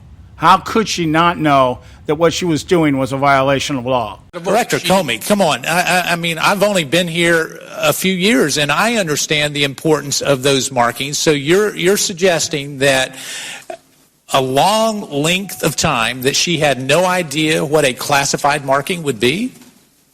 That's your sworn testimony today? No, not that she would have no idea what a classified marking would be, but it's an interesting question as to whether this question about sophistication came up earlier, whether she was actually sophisticated enough to understand what a C in parens means. So you're saying this former Secretary of State is not sophisticated enough to understand a classified marking? No, that's not what I'm saying. That's a huge statement. Oh, no, what I'm saying, you asked me, did I assume that someone would know? Probably before this investigation I would have. I'm not so sure of that answer any longer. I think it's possible that she didn't understand what a C meant when she saw it in the body of an email like that. It's possible. After years in the Senate and Secretary of State, I mean, that's hard for me and the American people to believe, Director Comey, and I'm not questioning your analysis of it, but wouldn't a reasonable person think that someone who has the highest job of handling classified information understand that? I don't have to have the highest job in the land to understand that if you're given the job of handling most of the classified information that goes in and out of the White House and in and out of Congress's hands and in and out of the Department of Defense, you would understand that when you're reading an email that was marked classified, that you would know the markings of a classified email. So she wasn't sophisticated enough to understand that. that's a strange word to be coming out here about Hillary Clinton, who wants to be commander in chief and the president of the United States. Speaking along that, then you had in the same hearing today, Ron DeSantis, representative out of Florida, disputed with Comey's assumption that she wasn't sophisticated, and he goes, "I don't think that Comey goes, I don't think our investigation established she was actually particularly sophisticated with respect to classified information and the levels and treatment." Comey said, and DeSantis asked, "Isn't she an original classification authority, though?" And then Comey responded, "Yes, sir. Yes, sir," and just exacerbated. DeSantis went, "Good grief." she proved this. She proved this in her statements. We played a clip yesterday where she was asked, when she was asked during the time in front of the committee about the she was asked in an interview about the classifying of a document. And, when she was saying, well, I never sent or received classified information, and the follow-up question by the person who was interviewing, I don't remember who it was, I think it might have been Anderson Cooper, was saying, well, if you originated information or you originated emails, who does the classification? And she said the State Department does it. Okay, she is the State Department. So is she telling us that I generate an email and after it reaches its destination, somebody determines whether it's classified or not? See, that's evidence of a lack of sophistication, understanding of what the procedures and the policies are. Okay, I send an email to somebody telling them that, hey, there's a nuclear device sitting off the coast of Florida. That would be classified information at its origination. Yeah, well, it's also evidence of willful malfeasance. Yeah, so now I'm going to send that email to somebody on my BlackBerry, and I'm not going to I'm going to let somebody else determine whether this is classified or not. That's really what she was saying, and I think that's what Comey is alluding to, that she really didn't understand or doesn't have the sophistication of understanding protocol and policy, and certainly computers. We've talked about this. Her own people talked about her ineptness on computers. She doesn't know how to use a desktop. Okay, and here's somebody that's going to be in charge of everything. Yeah. So vote wisely, people. And you're upset because somebody, Donald Trump, has a tweet out there with the Star of David, quote unquote, on a tweet. Oh my goodness! Yeah, the end of the world, or like what I'm seeing today. See, the left is starting now to float these other articles there. What's the words I was thinking of? The promiscuous pictures of his wife. The centerfolds and stuff like that. They're out there floating that out there again today. The risque pictures of the potential first lady. Well, how about Bill? Yeah. But anyway. Yes. Yeah, but it's that's what they mean by, I think that's what Comey is saying. And note, it's especially remarkable that he says, well, if before this investigation, basically what he was telling Representative Meadows was, well, before this investigation, I would have agreed with you 100%. But obviously, after the investigation, and probably over the weekend that they talked, just before the Independence Day, he came to the determination, oh, this lady's she's not the sharpest knife in the drawer. Okay, so that in and of itself, that's the fodder. This is what the Republicans need to be floating out there. They need to, in fact, I'm going to do this over the weekend. I'm putting together my own campaign video montage, and I'm going to circulate it everywhere I can put it. And just, I'm going to take all these statements here and all this stuff and put it together in a montage and put it out there. I'm going to stick it out on YouTube. Let's see if I can piss off every liberal on YouTube by the end of the weekend, because this is what has to be given to the American public, and it has to be presented in such a way that it can't be covered up, it can't be shaded, it can't be jaded, and it can't be skewed. I'm going to use their own statements, so that there's no question. And guess what? It's not going to have Donald Trump in it. Okay? Who cares? At this point, who cares what Donald Trump is saying, what he's tweeting? Okay? I don't care anymore, because this has come down to what? Are we going to put somebody in the White House that is in charge of our national defense and our security that doesn't even know how to use email and yet have access and be able to generate emails? If she's going to be generating emails and then asking the State Department to tell her whether it's classified or not, give me a freaking break. And if you can't figure that out on your own, I don't know what else to tell you. Are you going to have people who follow you around to decide whether something's classified or not? And apparently her people didn't know it either. Her people had trouble and have had trouble determining what's right and wrong, because there is no precedence for right and wrong anymore. They have no guidelines. We got to go to break. When we come back, we'll continue right here at the Conservative Syndicate. State Talk Radio, WRS Cleveland. Hey, I'll make you a deal. Give me 60 seconds and I'll give you directions to the Fountain of Youth. Okay, I'm joking. Well, kind of joking. No fountains, but youth, I got Nature's Youth and their premier anti-aging product, Nature's Youth RSF. With your sensible diet and exercise plan, Nature's Youth RSF can help you look and feel better. RSF is an all-natural amino acid supplement that supports your body to naturally increase HGH levels without any synthetic hormones. And elevated HGH levels can contribute to increased energy, improved libido, reduced body fat, and improved exercise capacity. Let's be honest. Who doesn't want to look and feel younger? Visit the newly designed website at naturesyouth.com or call 800-333-6923. That's 800-333-6923, and like them on Facebook and you'll be included in contests and exclusive offers. What a deal. Oh, speaking of deals, my time's about up. 800-333-6923 or naturesyouth.com. Who needs a fountain anyway? Call today. Extend your life with Extendovite. When I had a heart attack at 42, I was not sure what the future held. But a year later, the doctors could find nothing wrong with me and took me off all my medication. What did I do? I took a herbal mixture of garlic, cayenne, and a few other herbs mixed in liquid form. I now call this Extendovite. I would have never believed that a few simple herbs could actually change my life like they did. Now it's your turn to see what the powers of garlic and cayenne can do for you.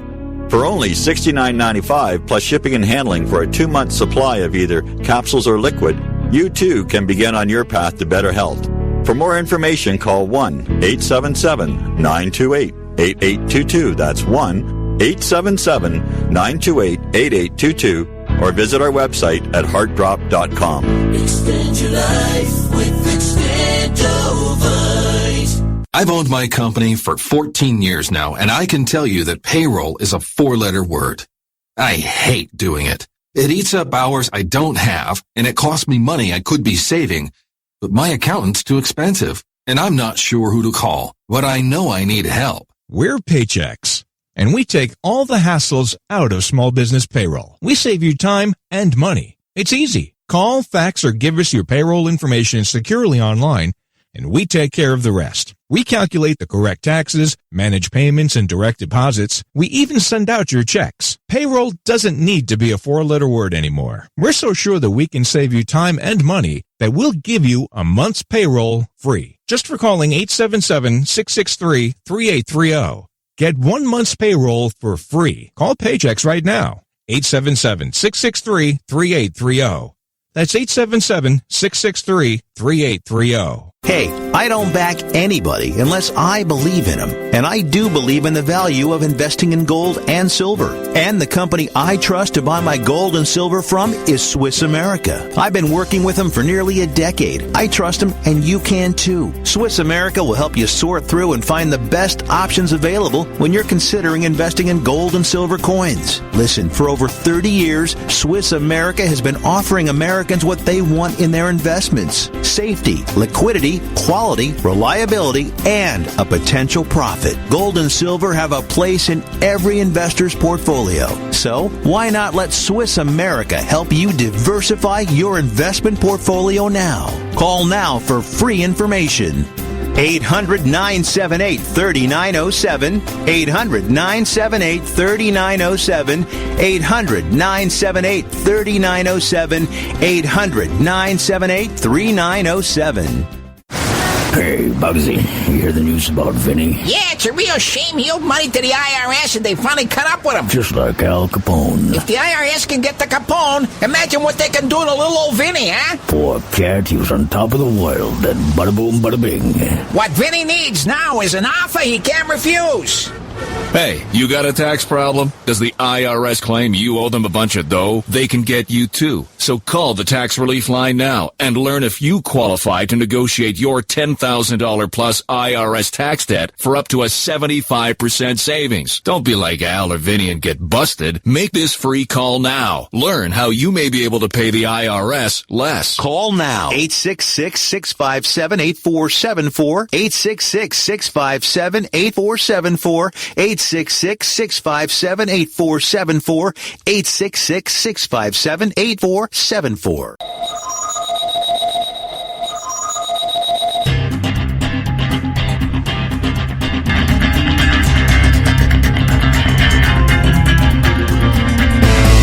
All right, hey, we're back. And this is the Conservative Syndicate, real conservative talk from real conservatives. I'm your host, John Matthews, along with Joe Hakos. I want to get back into this discussion, talking about the argument for intent. And we were just talking before the break here, the exchange between Mark Meadows and James Comey. And the obvious question is, Comey referring to the fact that Hillary Clinton may lack the sophistication of understanding what she was doing or why she was doing or whatever, however that is being interpreted. And it was on that basis, he could not prove criminal intent. And that was his basis for his decision not to recommend any charges be brought against her. I couldn't prove beyond a reasonable doubt that there was willful intent to break the law. Not that she didn't break the law, but that she willfully broke the law, knowing that she was breaking the law. And as we said, the exchange between her. But I want to get back to the conversation that took place between Cynthia Loomis, the Republican from Wyoming. And in the course of their conversation, I don't have the transcript in front of me, but I remember it because my head I went into bobblehead mode when I was listening to it. And they got into the discussion about intent. And of course, Comey is arguing that he couldn't find any evidence of willful intent to compromise classified information and for the purpose of espionage, which he said that is really, in his other wordings, he's explaining or defining that is the definition of gross negligence. That is knowing that you're doing something wrong and doing it with the intent of compromising the information. Okay? Hillary Clinton didn't know she was compromising because apparently she didn't even know how to recognize security markings on the email she was getting. And I guess she thought when she originated emails that somebody else decided whether or not it was classified. So there's your sophistication argument. But what Cynthia Loomis came back with Comey was, well, when we talk about intent, what are we talking about in terms of her plan and scheme to conceal what she was doing? Okay, now she may not have willfully been compromising information that foreign actors can get their hands on or anything else. And by Comey's definition, that's what he was using. She's saying, what about the intent to hide what she was doing from not only the American public, but for other people in government? He says that was how she was looking at the intent. The criminal intent is that she knowingly violated rules and laws for the purpose of protecting what she wanted withheld from public domain and interdepartmental supervision.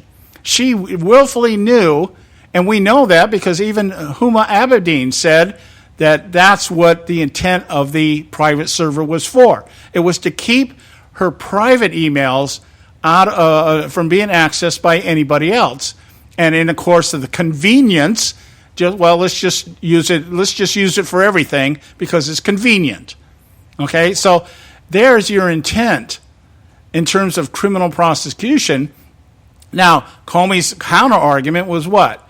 Well, that would not in a public court system, that would not be ruled as criminal intent, that would be a violation of policies, which he then goes on to outline what he would have done or what he would do with somebody who had done what she'd done. And there would be a process, and there would be a reprimand. There might be the revocation of security clearance, suspension, probation, whatever. Well, even if that's the case, excuse me, maybe what we need from Congress is a move to do that. Maybe they need to move to. Is Congress able to do that, Joe? Do you know, is that within their capabilities and functions? Can they move to have her security clearance revoked? And if doing so, that would disqualify her to run for president. Congress can't do it. That would be up to who's ever conducting the security briefings and wherever she's trying to get it from. But, that would be up to the national security apparatus of this nation. But, whoever's doing that, I mean, who's holding on to the information? Let's say, would the State Department be within their jurisdiction to come out and say, well, when you were an employee here, she was an employee, okay, she's a public servant, she is an employee. While you were employed there now. Huh? She's no longer an employee there now. She's no longer an employee in the federal government at all now. Okay, but there's no statute of limitations on this kind of stuff in terms of government, is there? Yes, there is. There is a statute of limitations on this, and I believe it runs out in 2018. Okay. All right. Well, okay, so it would have to happen before 2018. It runs out within the next 2 years. Well, so here, let's just kind of have a little fun with this right now. Let's say Hillary Clinton gets elected in spite of all this. Would it be in Congress's power to now say, you know what, we want to review in terms of whether or not she's qualified to have a clearance? I'm just asking the question. I don't know. I don't have a clue one way or the other. Well, that's what idiot Ryan is out there going, maybe we should put a stop to this. Maybe she doesn't need to get these briefings because, whoever becomes the quote-unquote president-elect automatically gets the same briefings that the president does. Okay. So that way they can make their transition from president-elect to president on inauguration day more smooth, and so they don't go in stone cold in January 2017. They have some kind of clue what's going on in the world. That's what these daily security briefings are all about.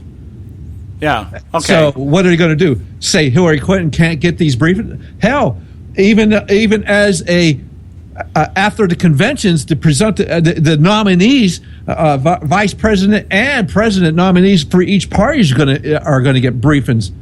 Okay, so let's look at it this way, and this, I think this would be a wild goose chase if they did that. Went this route. Let's go back. Let's say that she gets elected. And I'm sure someplace soon after she's elected, somebody's going to start calling, and it may not be in Congress, it may be out of the public realm. Somebody's going to start calling for impeachment.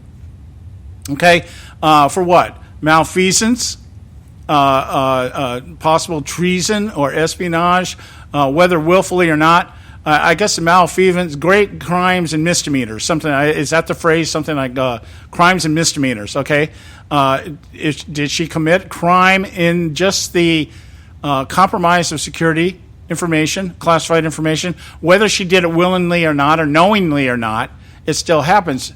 So I'm wondering. Okay, could somebody pursue impeachment? Of course, Congress won't do that because now it puts them back into that red zone of being called sexist instead of racist. Exactly. So they're never going to do that. They're never going to do what our founders intended to do when you have a commander-in-chief, when you have the executive that exceeds their authority. You're never going to have them do it because they're too chicken crap. Yeah. Trying to be nice there. Anyway, okay, thanks. Yeah. So I'm just, but I wanted to reiterate that. See, Cynthia Loomis, she was saying, and the way she presented it I thought was really great. She said, from what I'm getting from my constituents, people are notifying these Congress people and asking, how did she get away with this?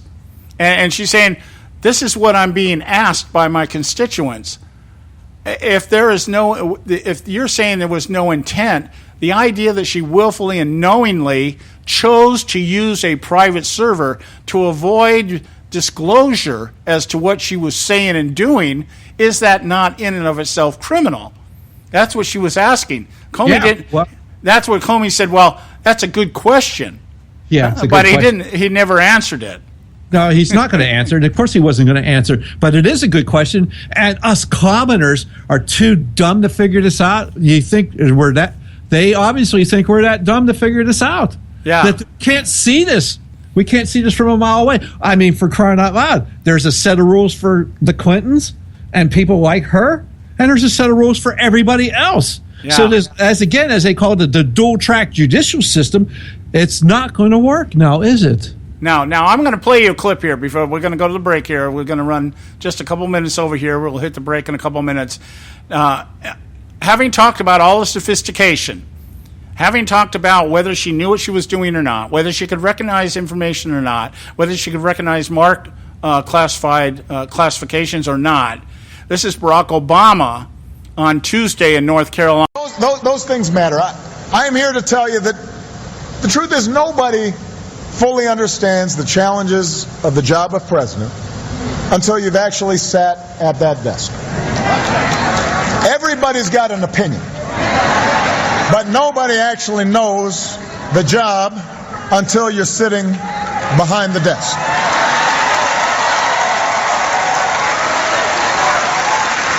Everybody can tweet, but nobody actually knows what it takes to do the job until you sat behind the desk.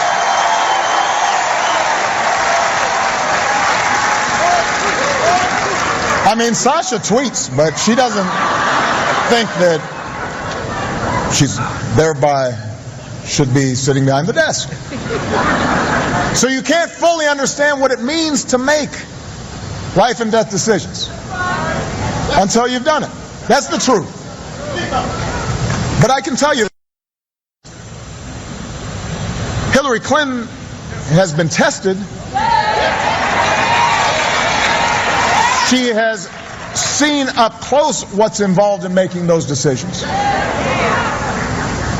She has participated in the meetings in which those decisions have been made. She's seen the consequences of things working well and things not working well. And there has never been any man or woman more qualified for this office than Hillary Clinton. Ever. And that's the truth. That's the truth.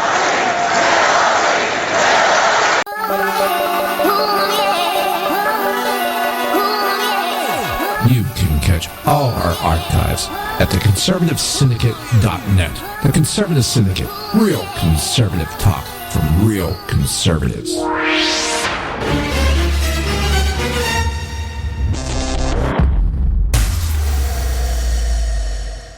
Hey folks, if you're like me, you don't place a whole lot of trust in today's media for the real truth and facts regarding the volatile world of finance and politics. When I want the real scoop on money, I go to the most trusted source I know, my good friend and colleague, Bob Cardoso. Bob is a noted expert with a PhD in international finance who airs his nationally known, globally syndicated show, Robert Cardoso Live Daily, Monday through Friday, 3 to 5 p.m. Pacific Time.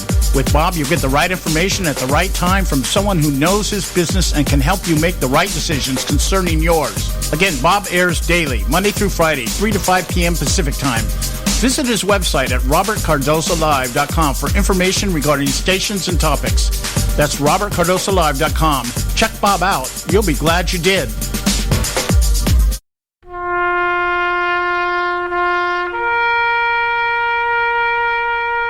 Read something recently worth thinking about. It's the soldier, not the campus organizer, who's given us freedom to demonstrate. It's the soldier, not the reporter, who's given us freedom of the press. It's the soldier, not the poet, who's given us freedom of speech. It's the soldier who serves under the flag, who defends the protesters' right to burn the flag. Isn't it time now to demonstrate that we support our troops? Were it not for the brave, there'd be no land of the free.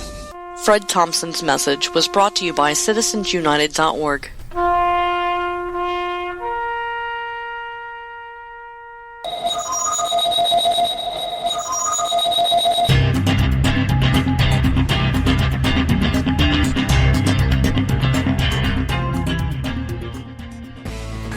So if you're voting for the other team, it's not because of the economy.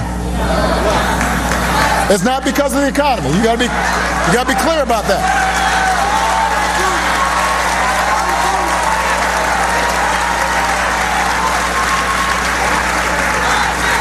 I mean, even the Republicans on the other side don't really know what the guy's talking about. They really don't.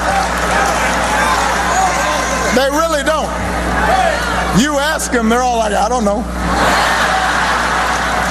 Then they kind of. All right, that was Barack Obama doing his imitation of a stutterer. Once again, another one. What a comedy routine that is.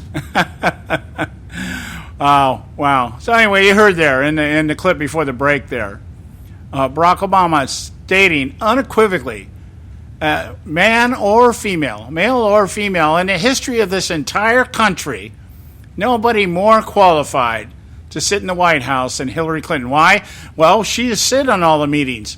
She's helped make the decisions. She's seen the consequences of the good decisions and the bad decisions. I would say she hasn't seen any consequences of good decisions because there haven't been any good decisions.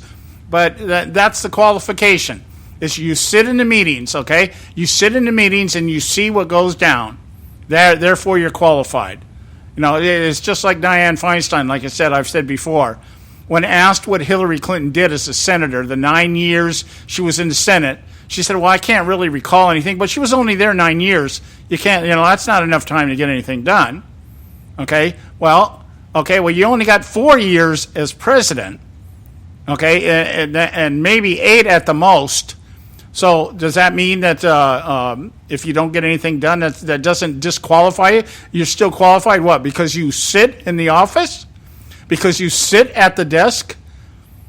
That's the qualification? You show up, and therefore you're qualified? I don't think so. I don't think so. And this whole concept or this whole idea that here's a woman that's going to have access to everything in this country. I mean, she's going to know whether the Roswell dummy is real or not. That kind of thing. And yet doesn't have the sophistication to recognize classified information. Doesn't have the sophistication to know how to generate and track and keep the records that she's supposed to as a public official, as a public servant. Doesn't understand or have the sophistication to adhere to disclosure as somebody who sits in the office paid on the taxpayer dime. And most importantly, protect our borders and everything within it. No greater argument. I think I would say in the history that I have been around, the 62 years that I've been on this earth, that I don't see anybody less qualified than this woman. And that would be female or male. The least qualified person to be running for office right now. God help us. I mean, Bernie Sanders is more qualified than this. Well, he might recognize a classified document. He might understand that if he's Secretary of State, that he could be producing a classified document as he types it. Yeah. Now he may use those classified documents to advance the agenda of democratic socialism. Maybe share secrets with Finland or Sweden so that they can, take over our system or something. But you can't tell me that somebody like Bernie Sanders doesn't know, wouldn't recognize a classified document. That's astounding to me. So Barack Obama. So we're supposed to be led to believe by the hearings today that Hillary Clinton is just a Forrest Gump dummy and doesn't know anything, can't find her way out of a wet paper bag, and then we have Barack Obama saying she's the most qualified individual ever to want to go ahead and pursue the office of President of the United States. Gee, I don't know. Well, as always is the case with politics, the truth is somewhere in the middle. Okay, it's not that she's a dumb airhead, and it's not that she's the most qualified. It's in the middle. What it is she knows enough. She is very well versed on how to play politics. That's her qualification. She is very well versed on how to play the game. They know how to use intimidation. They know how to use politics, one position or the other. They know how to intimidate. They know how to hide. They know how to detour and distract. Yeah, in that regard, I guess Barack Obama would be right. Yeah, she is probably the most qualified leftist ever to run for office because she understands the game. She knows how the game is played. And we've got 50-plus years of evidence that everything these people do that they touch is corrupt. The people they touch are corrupt. I saw an article the other day I thought was very telling, and it was written by somebody, I forget who it was, but they were talking about how everything that Clintons touch turns to trash. And they were using the meeting between Bill Clinton and Loretta Lynch. Now, I'm not saying that Loretta Lynch is pure in any shape, way, or form. She wouldn't have been appointed to Attorney General if she was the clean slate that everybody believes she is. But the point being is that up until her meeting with Bill Clinton, everybody thought, okay, she's a leftist, she's Obama's rubber stamp lady and everything else. But herself, her personality and her ethics and everything else, she was okay. She was okay because within the job that she's been given to do, she was at least doing it within the guidelines and framework of how the job was supposed to be done. But by meeting Bill Clinton privately, she has destroyed her credibility. This is the same thing with James Comey. I don't know who got to this guy. I don't know how he said, unless he just said, I do not want to be the one that drops the hatchet on her. I do not want to be the one that's going to have to deal with the consequences of being the one that indicts her in a court of public opinion. And, that could be just for his own political preservation or just his own, the time he's got left in office as the head of the FBI. I'm on my way out. I don't want to be the center of controversy for the remaining time that I'm going to be in office. That may have been his motivation. I don't know. But it certainly is telling that what he did is a complete sellout. And the fact that it is a complete sellout, one more person has been tainted by the Clinton legacy beyond repair, because nobody's ever going to look at this guy unless, of course, Elijah Cummings and people like that will think he's great. But nobody with any self-respect or self-esteem is going to look at this man from this day forward and say, he's objective. He did his job right. Who's objective? Comey? Yeah, well, he just any reputation he had in my mind is gone. And it is why? Because whether he willfully decided to protect Hillary Clinton or just decided I'm just going to go the road of least resistance and not be the one that lowers the boom, leave it to somebody else. I'm apolitical. I'm not a political junkie. I'm not into this. As he said earlier in the hearing, I don't give a hoot about politics. Yeah, sure he doesn't. He didn't want to have an effect on the presidential elections of this country. Right. Hello. And that is right there is politics. Right. And that's actually hit the nail on the head, Joe. I'm glad you said that because it puts it in proper perspective. He didn't want to be the man that if Hillary Clinton doesn't get elected, everybody's going to say because of James Comey, Hillary Clinton is not president of the United States. There you go. Okay, the ultimate sexist. Okay, there you go. Right there. That's the reason why. That is it in a nutshell. I'm glad you mentioned those words because it does. It sums it up so well. That's what it's about. It's about. We could end the show on that. That's cool. Yeah. James Comey has decided he didn't want to be the guy that kept Hillary Clinton from getting into the White House because he would be branded as the ultimate sexist. All right. We'll be back tomorrow, guys. We've got more on this. But tomorrow we'll have Bob Cardosa and Audrey Russo. I'm waiting to hear what Audrey has to say on this. And I'm sure Bob's got plenty to offer on it also. So they'll be with us tomorrow. Same time, 3 o'clock out here in the West Coast, 6 o'clock on the East Coast. Again, we love you guys. We thank you so much for your loyalty. And we'll talk to you tomorrow.